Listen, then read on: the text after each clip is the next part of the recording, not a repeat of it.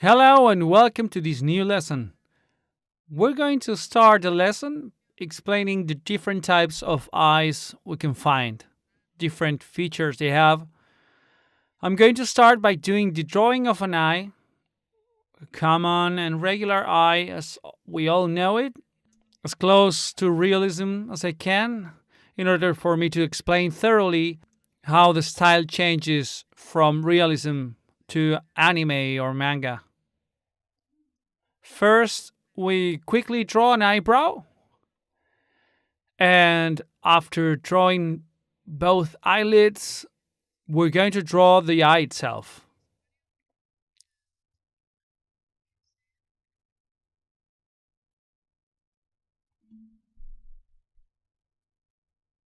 There's the iris,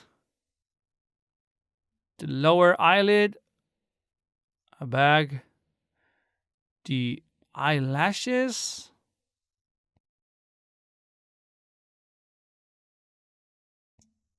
let's round the eyeball and the pupil.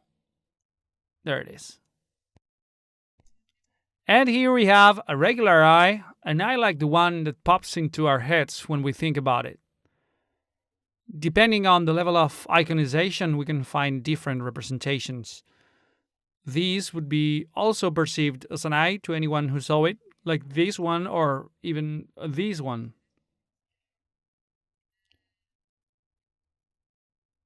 In manga, there are different styles. What's important is the detail we can find when drawing, for example, eyelids. Eyelids are a feature that stands out a lot in this style because they're very thick and big. And if they're not, they're from secondary characters with low or no importance in the story.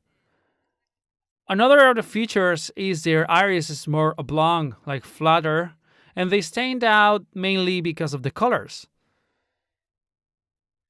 I'm going to draw a second example of a manga eye.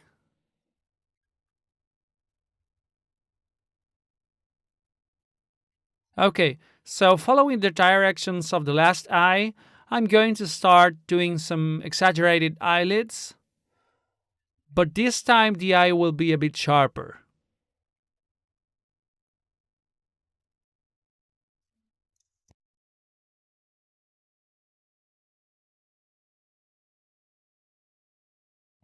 Just shadowing the inner parts, draw an eyelid, a thin eyelash, and here we have the eye this way. Talking about the pupil, we have to consider that we have to apply some shadows and lights a bit strange and peculiar for which we can follow some references from the internet or just try and innovate. I encourage you when drawing this style to draw different sketches of what you can do.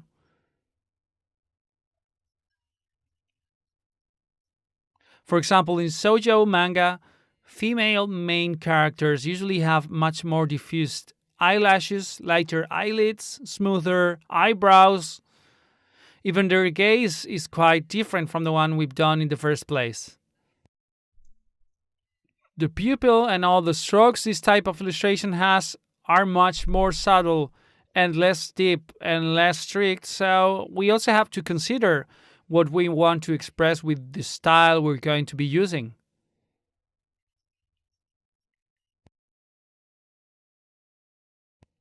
We're not going to use a sweeter, smoother drawing style, though we could. When doing a graphic novel aimed to a young teenage female audience applied on a horror novel, so maybe we should be looking for a more aggressive style. And that's why there's so much variety inside the same world. So we first have to look for the style we like to represent the most, and second, practice it.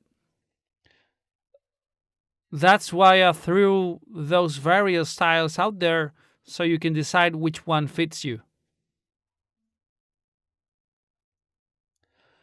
But as I'm telling you, depending on what you like to represent the most or what you're more focused on the taste you may have, I'm going to aim it towards the style I've been adapting to my way of working for all the time I've been drawing.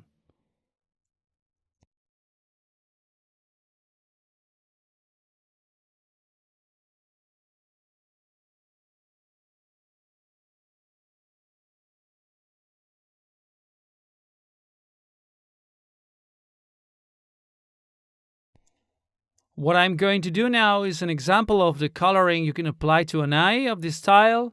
So I create a sphere, and from this sphere I apply a base color.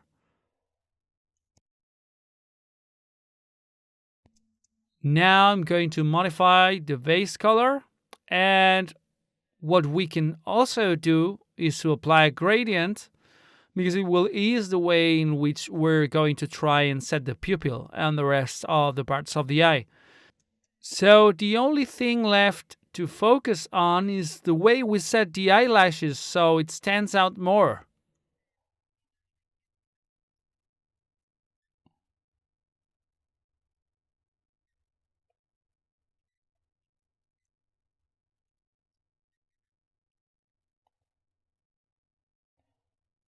When imagining how the eye will be, we have a wide range of possibilities. If we want to choose the way we want to do it, for example, we can play around with blending modes, with gradients, the shadows we're going to apply, the way in which we're going to apply lights and shadows.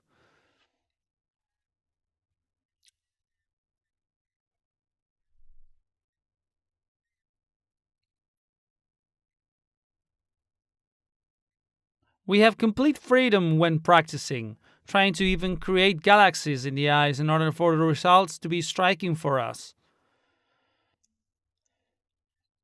In this case, I'm not going to show an angry or happy eye. I don't want to give it any expression.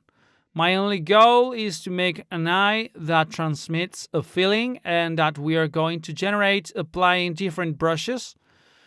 We can use blending modes, erasers, anything we need when applying shadows and lights.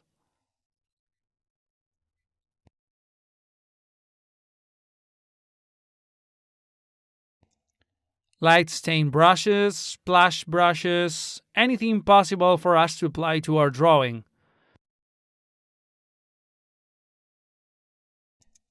And after all this creation that we can apply, we'll see we have different results that we may or may not like. But in case we don't like it, we can always erase it and start over. The most important thing in this kind of style would be to emphasize the shining of the eye, because the expression they convey is very strong, and mainly when developing these characters' iris, maybe more in anime's close ups, is doing something beautiful and striking.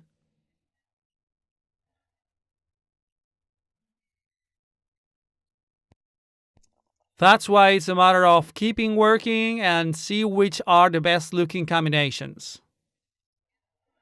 If you could look for a specific color palette that fits well, but colors don't clash too much with each other, that would be perfect.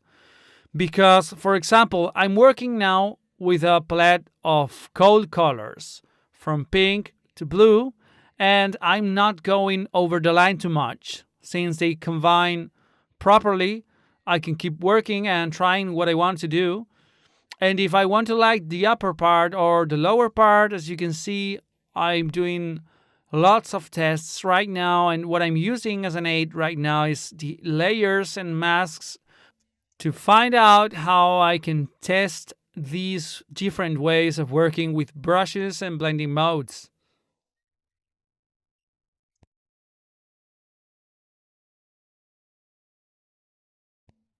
For example, I use multiply to darken and screen to lighten. But you can also try with the rest of the filters, so just in case you like color best.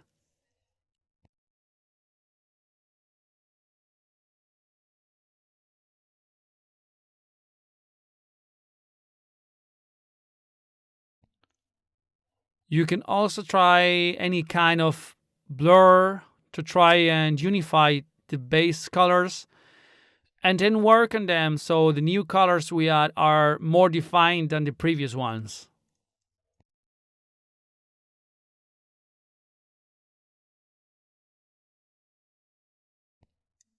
I think it's important to emphasize the most crucial thing in this style.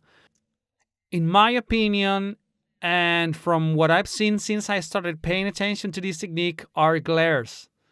Exaggerated and isolated glares are the ones that stand out more in anime and manga.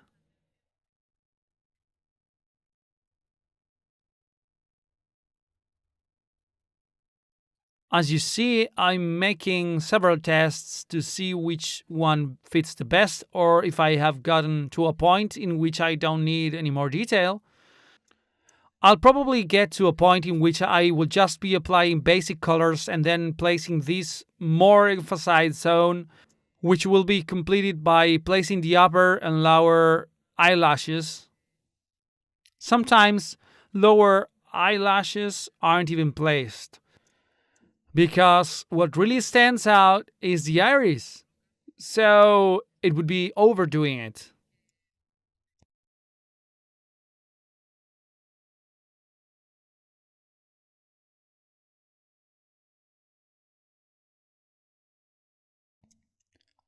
Now I'm going to get a thick brush and I'm going to add a lot more brush smoothing. I'm working with Photoshop CC 2018, which just added this feature. And as you see, I'm trying to thick lines, placing little eyelashes randomly and covering most upper part of the iris we're drawing. And what I just did was to slightly erase part of the eyelashes. And as you see, the results are quite noticeable. Just slightly place part of the eyelid, and then it's a matter of what you want or the time you want to put into doing the eye you want to create.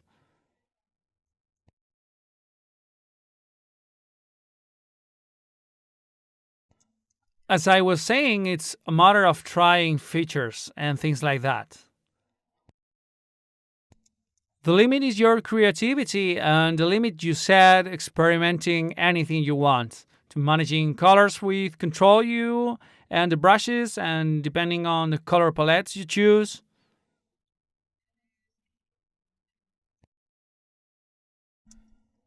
What I'm going to do next is other kind of styles that we can see to draw eyes. For example, this is more similar to the eye we can encounter from a villain. Similar to the style we can find in, I don't know if you know the Japanese anime series A Devilman Crybaby. It's a quite good TV series. They present these exaggerated eyelashes, sharp gazes, lower eyelashes with very pronounced eyelashes. Then we can find lots more examples. I'm going to do some more for you to experiment.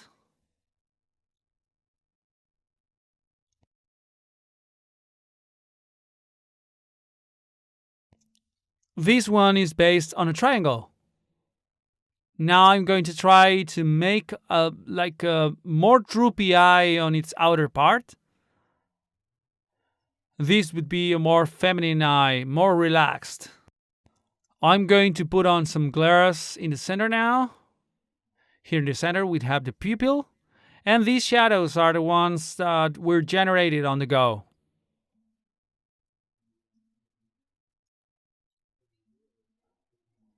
This would be a more masculine eye, more accentuated. The end of the eye would be pointing up.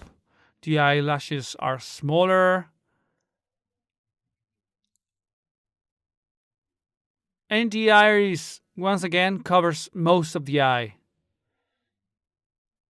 Well, as you see, there are lots of styles and lots of things you can practice from taking references or just seeing a show that you watch and want to make an homage to applying your style. With time, you'll start generating your own criteria that will let you judge which are the properties you like the most inside the different styles in order for you to make your own. On a side view, it would look like what I just did. And as I'm telling you, this one right here has a very small iris and it barely has eyelashes.